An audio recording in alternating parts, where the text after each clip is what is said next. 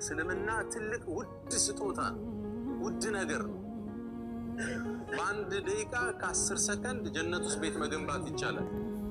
3 ቁል ሁወላሁ አሐድ በመቅራት ምን ማድረግ ይቻላል? አንድ ቁርአን ማክተም ይቻላል ማለት ነው። ልብ ብላችኋል?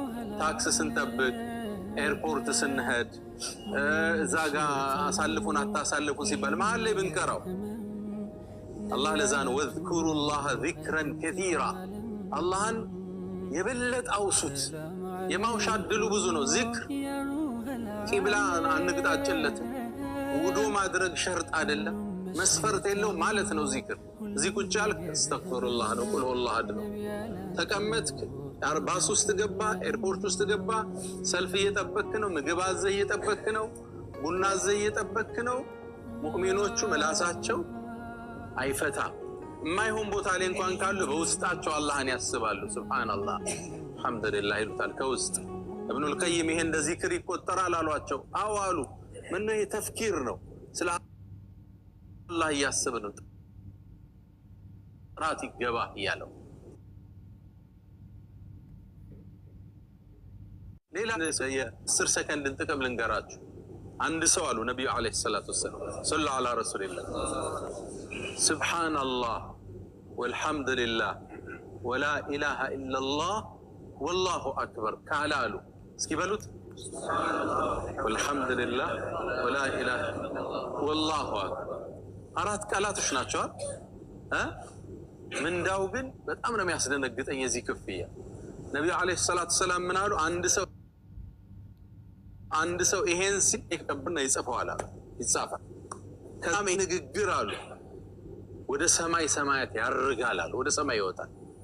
አንደኛው ሰማይ ያልፋል፣ 2 7 ያልፋል፣ ኩርሲዩን ያልፋል፣ ውሃውን ያልፋል፣ አርሽ የሚባለው የፍጥረት ዓለሙ ጣራ ላይ ይወጣል አሉ።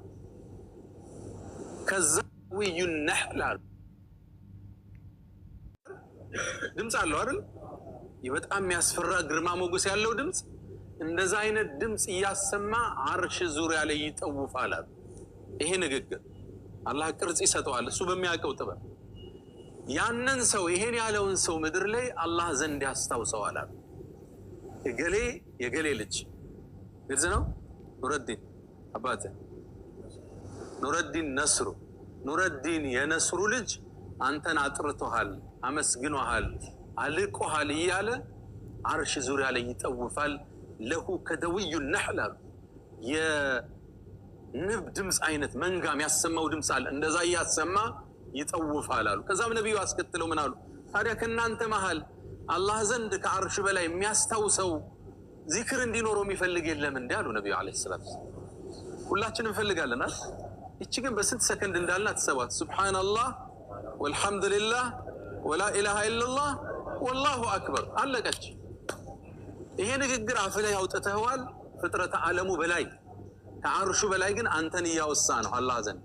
እገሊት የገሌ ልጅ እገሌ የገሌ ልጅ አንተን አላቀ አጠራ አወሳህ ብሎ አላህን ያስታውሰዋል። ደቂቃዎቹ ትልቅ ዋጋ አላቸው አይደል? አይደለም እንዴ? ቀላል እንዳይመስላችሁ የተሰጠን እድሜ ትልቅ ጸጋ። እጃችን ሲወጣ ተማጽኗችን አላህ ምንድነው? ረቢ ርጂዑን ነው። ጌታዬ መልሰኝ። ለምን? ለዓሊ አዕመሉ ሳሊሐን ፊማ ተረክት በተውኩት የእድሜ ክፍሌ መልካምን ሰራ ዘንድ መልሰኝ የሚል ጥያቄ ሰውዬ ያቀርባል።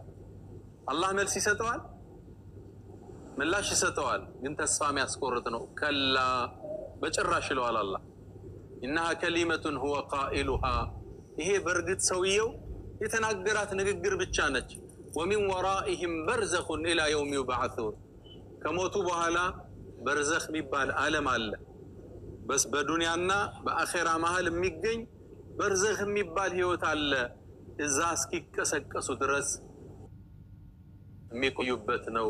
ቃላት ብቻ ነው ይላል አላህ ያለው።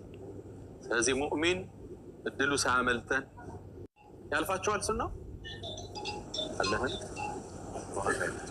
ማይል እሺ